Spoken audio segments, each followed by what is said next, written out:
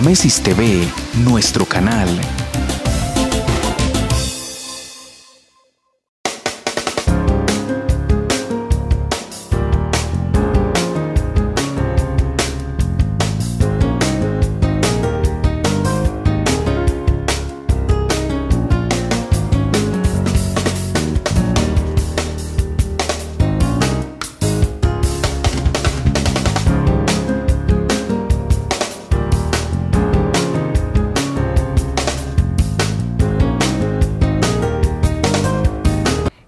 Hoy en el programa Conversando con la Comisaria tenemos dos invitadas muy especiales, como todas las invitadas de este programa.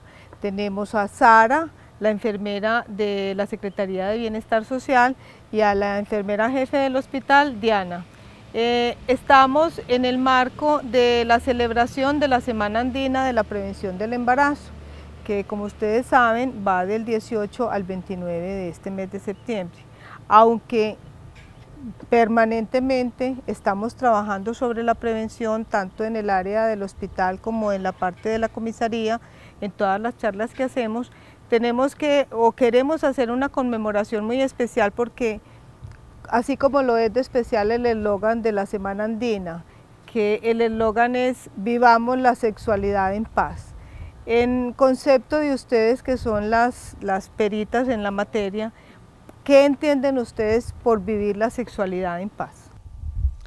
Bueno, yo pienso que el eslogan va enfocado a determinar que últimamente en los últimos periodos hemos encontrado muchos casos de violencia sexual, no solo hacia las mujeres, sino que tristemente vemos hacia los niños, que es una población bastante vulnerable, también hacia los hombres, adolescentes, mujeres en cualquiera de las edades. Entonces pienso que el eslogan va enfocado a eso, ¿cierto? A permitir que cada persona pueda vivir y decidir sobre su sexualidad de una forma no solo responsable, sino libre, sin necesidad de que la violenten. Y que aprendamos como a respetarnos, ¿cierto? Porque también es importante que nos respetemos y que hagamos respetar nuestro cuerpo, cualquiera sea la edad.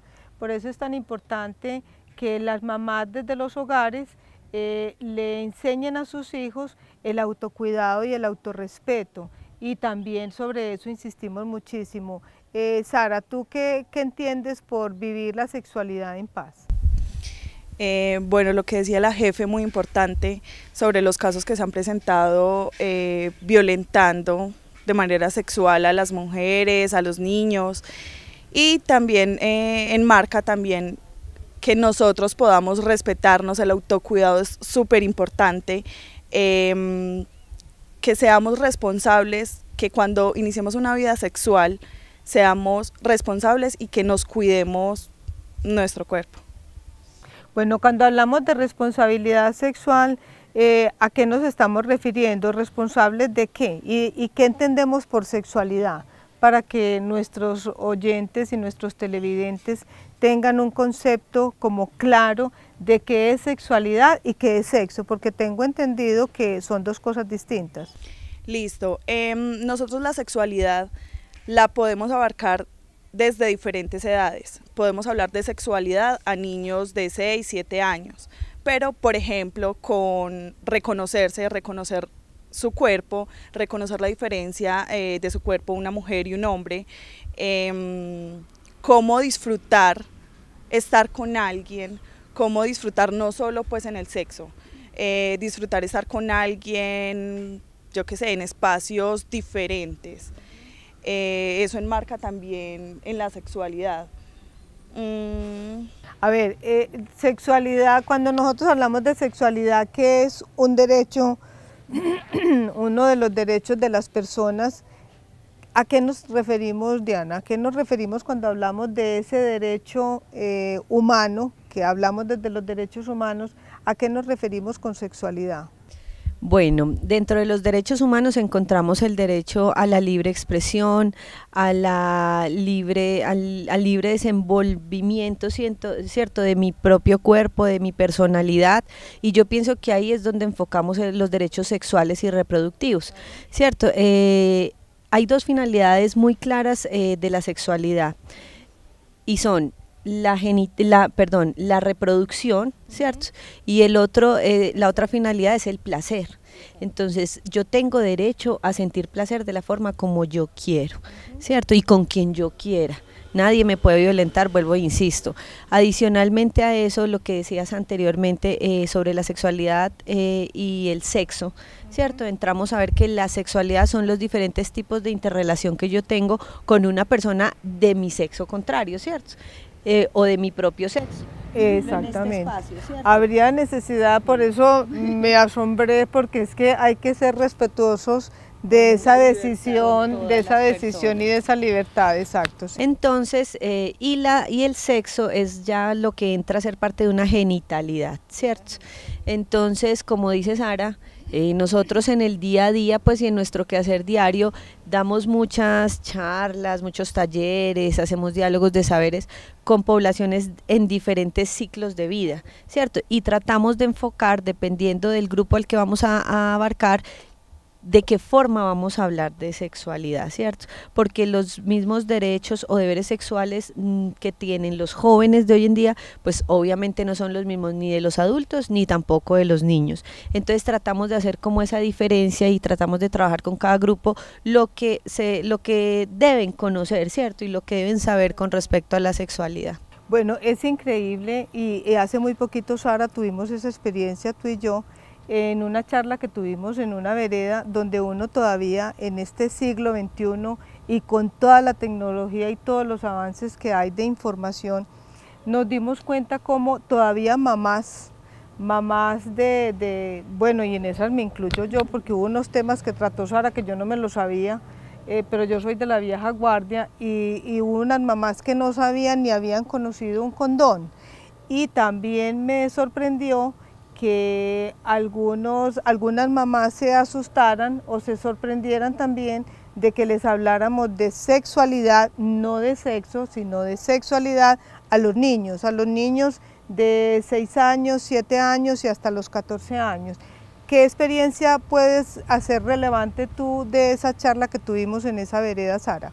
Lo importante, como les decía, es dar educación como se debe a las edades, ¿cierto? Al grupo poblacional pues al que nos vamos a dirigir. Con los papás y las mamás hemos tenido pues experiencias únicas, porque muchos papás no saben, por ejemplo, cómo se pone un condón, los métodos de planificar que existen, cómo funcionan. Entonces la idea es educar a los papás para que ellos desde la casa puedan dar unas bases sólidas para que los niños puedan identificar métodos de planificación, sexualidad, cómo reconocerme, cómo tener una vida sexual activa responsable. Entonces es muy importante que nosotros demos educación a los papás, eso es lo que estamos haciendo desde el hospital y desde Casa de Gobierno, para dar educación a los padres para que se tengan bases sólidas. Muchas mamás, por ejemplo, me preguntaban, ni siquiera conocían, por ejemplo, el condón femenino, o ni siquiera sabían el derecho o el revés de un condón masculino, que ellas decían que, ¿cómo así? Que si tenía fecha de vencimiento, por ejemplo, o que se inflaba, que si se debía inflar al ponerlo. Entre otras cosas, el condón femenino, porque yo tampoco lo conocía, entonces, ¿cuándo se inventaron ese preservativo? Igual que el preservativo masculino. ¿De verdad? No sé hace cuánto, pero sí ya tiene hace mucho, sino que no es como tan... Es incómodo lo que yo les decía, es muy incómodo porque no tenemos de dónde sostenerlo, entonces va a ser mucho más incómodo en una relación sexual. Por ejemplo, lo de los condones no se le explica a los niños de 6, 7 años. Bueno, ¿ustedes creen que esta falta, bueno, primero hablemos de, cuando hablamos de responsabilidad, de sexualidad responsable, ¿cómo a qué le estamos haciendo énfasis? ¿Qué es lo que pretendemos cuando hablamos de responsabilidad, de sexualidad responsable? Que ellos puedan escoger cuándo tener una vida sexual activa, con quién y las responsabilidades que adquieren cuando deciden tener una vida sexual activa. Por ejemplo, lo de los métodos de planificar, con quién lo voy a hacer, si estoy preparada, mi cuerpo está preparado para tener relaciones sexuales. Yo pienso que también la idea que, para complementar lo que dice la jefe Sara, es entender que todo acto tiene una consecuencia, ¿cierto? Básicamente lo que nosotros intentamos es hacerles entender que lo que yo decida sobre mi cuerpo, sobre mis actos, tiene una consecuencia, buena o mala, dependiendo de lo que haga, ¿cierto? Entonces es la capacidad que yo tengo de poder ponerle frente a esas consecuencias. Yo les decía en estos días a un grupo que acompañé a Sara, era ¿por qué no toman? A unos niños de 12, 13 años, yo les decía, ¿por qué no tomas? Entonces ellos me decían, porque me hace daño. Bueno, a otra, ¿por qué no fumas? Porque eso me hace daño. Y yo le preguntaba a otro, ¿te gustaría tener sexo ya? No, ¿cierto? Entonces es eso, yo les decía, es saber en qué momento, porque nosotros ponerle una edad a esto es imposible, ¿cierto? Pero es en qué momento yo sí de verdad estoy preparado para asumir las consecuencias o las posibles consecuencias positivas o negativas que tenga el iniciar mis relaciones sexuales. Entonces eso yo pienso que es importante hablarle a los adolescentes en su gran mayoría. ¿Qué tipo de preparación piensan ustedes se le debe dar? Pues ya Sara decía que lo ideal o mejor es hay que darle la preparación a los papás, porque en mi concepto los hijos deberían tener toda esta información de primera mano de los papás. Hablamos de papás, hombres y mujeres, ¿cierto? Porque normalmente dejamos esta tarea a las mamás y los hombres no se inmiscuyen en esta situación, aún con sus hijos hombres. Y entonces es bueno que los papás aborden este tema con sus hijos, y para poderlo abordar pues tienen que estar ellos preparados. Entonces allá hablábamos de que ustedes estaban preparando y nosotros también en los programas que tenemos y cuando vamos a Vereda lo hacemos, pero ¿qué preparación podemos darle nosotros a los jóvenes de cuándo iniciar esas relaciones sexuales? ¿Qué creen ustedes desde la parte médica, que es la que a ustedes les corresponde, deben conocer los muchachos para tomar esa decisión? Cuando vemos que cada día a menor edad más rápido inician la parte sexual los jovencitos, hombres y mujeres. Yo pienso que eso tiene que ver mucho con los autos, la autoestima, el autocompromiso que yo tengo con mi cuerpo, la misma, digamos, los estilos de vida saludables tienen que ver, por supuesto, los proyectos de vida que yo tenga. Pienso que para llegar a esa decisión se tienen que tener en cuenta muchas cosas. Decir, no, es que a los 15, a los 16, a los 18, cuando eres mayor de edad, es muy difícil, es muy difícil. Yo pienso que lo que hay que tener claro y lo que a nosotros nos daría una tranquilidad en un futuro es poder ver que la comunidad, no solo los adolescentes, sino que también los padres y esos abuelos, porque ellos también pueden hacer parte. Vemos que hoy en día los abuelos son los que crían los niños, ¿cierto? Esos abuelos puedan hablar tranquilamente de estos temas, puedan llegar a un diálogo con sus nietos, con sus hijos, para hacer un acompañamiento en el momento que ellos ya lo decidan. Obviamente digo, pues uno pretender que una niña menor de 15 años inicie su vida sexual, en mi concepto personal es una edad demasiado temprana, ¿cierto? Pienso que ya a partir de los 15 años tenemos un poco más de conciencia, si estamos y queremos ponerle pues como una edad, esa es mi percepción, tenemos un poquito más de conciencia y de pronto ya los padres a esa edad ya ven que su hija está como en cierto momento de entrar a tocar estos temas. El día que nosotros podamos ver en nuestras sociedades que hablamos de la sexualidad, hablamos del sexo, tenemos empoderamiento en cuanto a los métodos de planificación familiar, a todos los programas que ofrecen las instituciones de salud con respecto a eso, e inclusive el manejo de enfermedades de transmisión sexual. Ese día podemos decir que estamos en la capacidad, cualquiera de nosotros, de acompañar o que los adolescentes inicien su vida sexual. Yo, ahora que tú tocas ese tema, Diana, de los métodos anticonceptivos y la prevención de las enfermedades de transmisión sexual, yo quisiera como preguntarles, ¿ustedes qué creen, a qué se debe que estando cada día con más promoción de esos derechos sexuales con responsabilidad. Cada día se ven más niñas en embarazo. ¿Qué piensan? ¿A qué le atribuyen ustedes ese comportamiento de la juventud, tanto en hombres como en mujeres? Yo pienso que es la misma, pues es que todo se basa en la irresponsabilidad y cuando hablamos de derechos y deberes sexuales, ahí encaja ese porqué, ¿cierto? Sara, en las salidas y en lo que acaban de comentar, por ejemplo, nos encontramos con mucho desconocimiento todavía, demasiado desconocimiento sobre los métodos. Encontramos niñas, adolescentes con vidas sexuales activas que ni siquiera sabían que existían, ¿cierto? Hoy en día. ¿Que existían qué? ¿Que existían métodos? Ah, bueno, sí, porque es que esa es una de las preguntas que yo me hago. ¿Por qué existiendo tantos métodos anticonceptivos, que ahorita vamos a hablar de ellos, por qué todavía las niñas confunden la actividad sexual con la reproducción?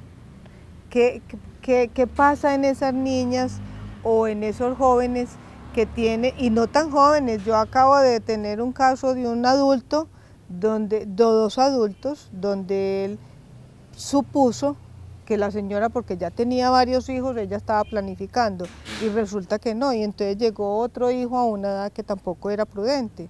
Entonces, ¿qué pasa? ¿Cuál es el motivo por lo que la gente no se cuida? No, ¿en qué no piensan? Te dejan llevar por los impulsos y las emociones y el momento. Se ve mucho que, no nos digamos mentiras, a raíz de los eventos sociales magnos es cuando a nosotros dentro de los indicadores de embarazos se disparan completamente. O sea, el alcohol cumple una función primordial, el consumo de sustancias psicoactivas cumple una función determinante en el momento de yo decidir tener una relación sin protección, ¿cierto? Y esas son las consecuencias. Entonces pienso que somos tan irresponsables en dejarle al momento una decisión para toda la vida. Que en ese momento, como dice el dicho, más fácil para un tren, ¿no? Entonces es dificilísimo, porque es que no hay manera, sí, ya no hay manera de frenar una emoción de esta clase. Sara, ¿qué nos quieres aportar tú? Yo pienso también que puede influir mucho la presión social. Los amiguitos que le dicen que porque no ha tenido una relación sexual, que porque no ha iniciado vida sexual, que el chiquito que dice que 14 años y tengo un hijo y se cree el más.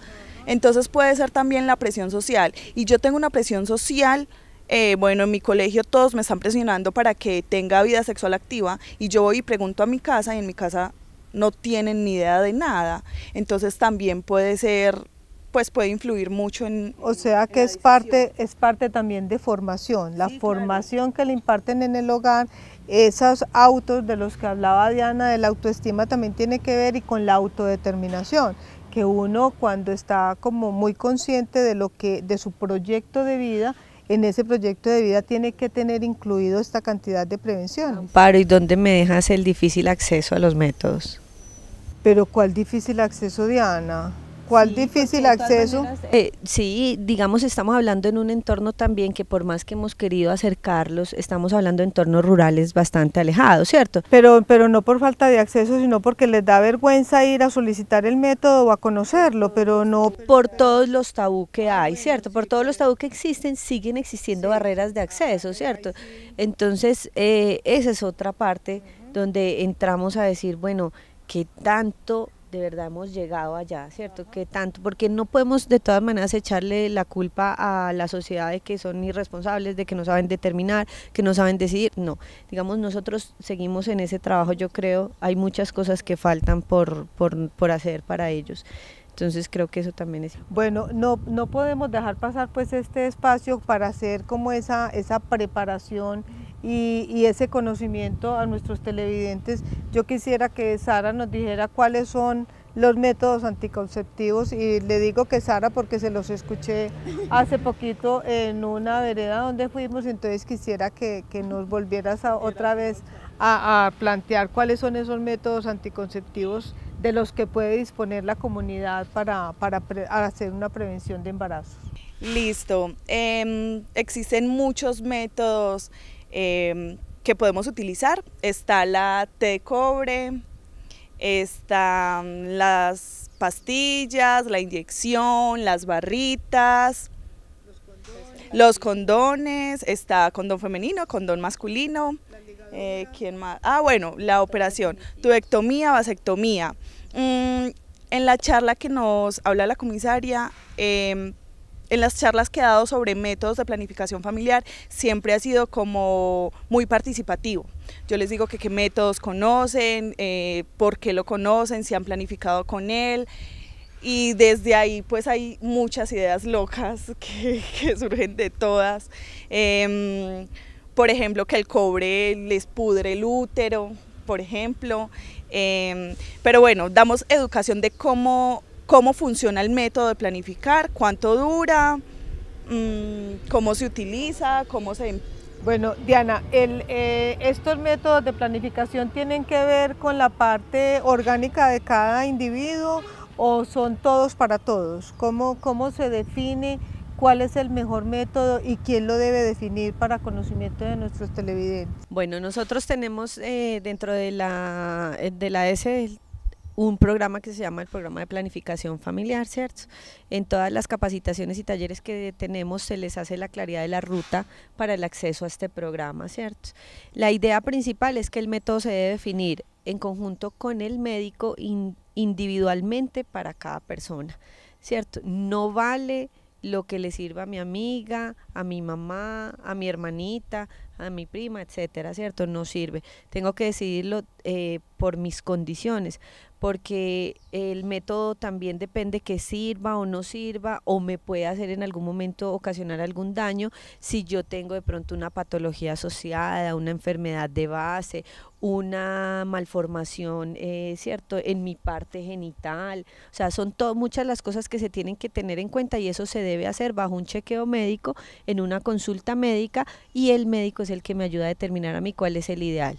Adicionalmente a eso, después de que yo inicio el método, se pueden presentar muchas cosas, llamamos los efectos secundarios, ¿cierto?, los efectos colaterales, que en los controles, porque es necesario que después de la iniciación de la planificación siempre estemos bajo un control, ya sea para determinar que vamos bien y que no ha pasado nada, como para determinar que hemos presentado efectos secundarios y que necesitamos un cambio o que hay que cuadrar algunas cosas. Me parece bien importante, porque las personas normalmente somos muy responsables con la salud en todos los aspectos. Entonces es muy importante ese seguimiento a esos métodos. Exactamente. Entonces es importante iniciar la planificación bajo el programa, con una consulta médica, y continuar los controles por parte de enfermería.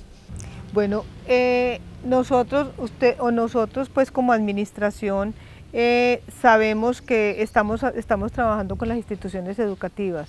Desde el hospital, ¿qué programas tienen con las instituciones educativas, Diana? Lo trabajamos en conjunto a través de Movimiento Joven y Servicios Amigables. Bueno, ¿y tú desde la administración municipal has trabajado también con ellos, o hay un programa especial? Claro, no, Secretaría de Salud, Educación y Bienestar Social da educación a los colegios. Nos articulamos con los colegios para dar educación, con veredas, junto con veredas también hemos ido a dar educación bajo el marco de la Semana Andina. Bueno, yo quiero que, porque se nos acaba el tiempo, yo quiero que ustedes, en la medida en que tienen la experiencia, le dejemos un mensaje, un mensaje a los jóvenes, y la otra un mensaje a las mamás y a los papás. Bueno, casi que no me hace ese puntico para decirlo. Un mensaje claro para los padres, y es algo de lo que me angustia enormemente, es ver cómo los padres muchas veces también incitamos a nuestros hijos a iniciar una vida sexual temprana, a incitar embarazos a edades tempranas en búsqueda de un futuro, ¿cierto?, entre comillas, buscándole una pareja que supuestamente me va a sacar de la pobreza a mi hija y a mí de pronto de paso. Lo encontramos mucho, lo vivimos mucho, y de verdad que es muy angustiante encontrar una niña de 14 años que llegue con un embarazo acolitado por su madre. Felices, buscado, planeado, deseado, y porque el padre tiene un trabajo en una empresa, ¿cierto? Y es un señor ya de 20 años mayor que la niña, entonces a los padres ser muy responsables con cuál es el proyecto de vida que queremos para nuestros hijos, acompañarlos completamente y dejar un poco los tabús, porque es preferible tener esa comunicación. Óigalo bien, es comunicación más no amistad con los hijos, sino una buena comunicación donde yo tengo que instruirme para poder darle esa educación también a mis hijos. Y a los jóvenes, pues lo que yo siempre he dicho, si tenemos proyectos de vida establecidos, hacia dónde queremos llegar, metas a mediano, corto, largo plazo, en esa búsqueda de esas metas, en esas instancias, tenemos que saber cuáles son las decisiones y los actos que vamos a tener en nuestra vida. Bueno, el mensaje para los jóvenes es que una vida sexual activa la podemos disfrutar plenamente, pero con responsabilidad, que podemos tener claro nuestro proyecto de vida y planear mi vida familiar bien estructurada, lo puedo disfrutar siempre. Para los papás, entonces que tengamos bases sólidas para dar información verídica a nuestros hijos y pues que tenemos ayuda desde el hospital y desde la administración, que se pueden acercar a nosotros cualquier duda, cómo dar, por ejemplo, sexualidad a un niño de 6 años, de 7 años que me está preguntando cualquier barbaridad, que no nos embalemos respondiendo, que podemos encontrar ayuda en la administración y en el hospital. Bueno, muchísimas gracias a ustedes por haber aceptado esta invitación. Espero que a ustedes les hayan quedado algunas enseñanzas y los esperamos para el próximo programa. Que pasen un feliz día. Gracias.